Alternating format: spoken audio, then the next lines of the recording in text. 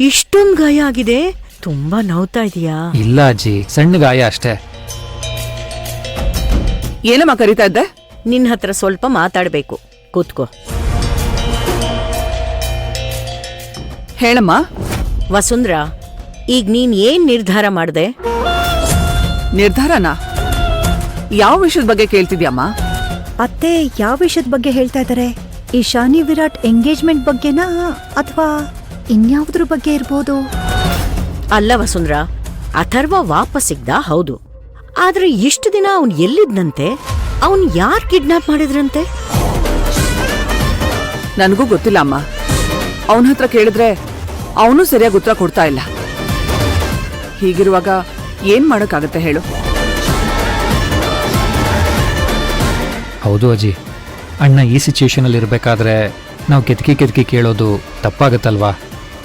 ಹೌದು, ನೀನ್ ಹೇಳೋದು ಸರಿಯಾಗೇ ಇದೆ. ಹೌದಮ್ಮ, ಅವನ್ ಮೊದ್ಲೇ ಡಿಸ್ಟರ್ಬ್ ಆಗಿದ್ದಾನೆ.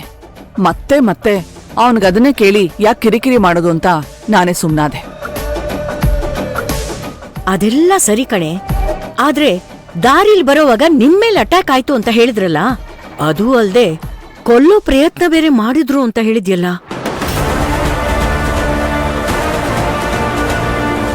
ನನ್ನ ಪ್ರಕಾರ ಅವರು ಅಣ್ಣನ ಟಾರ್ಗೆಟ್ ಮಾಡಿ ಈ ಅಟ್ಯಾಕ್ ಮಾಡಿದ್ದಾರೆ. ಅಥರ್ವನ್ ಮೇಲೆ ಯಾರು ಅಟ್ಯಾಕ್ ಮಾಡ್ಸಿರ್ತಾರೆ? ಏನ್ ಮೋಟಿವ್ ಇರಬಹುದು? ಗೊತ್ತಿಲ್ಲ ಈಶಾನಿ.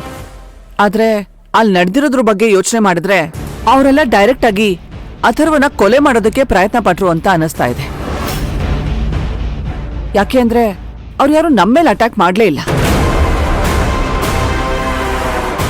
ಅಲ್ಲ, ನೀವೆಲ್ಲ ಇದ್ದು ಅಥರ್ವನ್ ಮೇಲೆ ಕೊಲೆ ಪ್ರಯತ್ನ ನಡೆದಿದೆ ಅಂದ್ರೆ ಅದು ಒಂದ್ ಸಣ್ಣ ವಿಷಯನೇ ಅಲ್ಲ.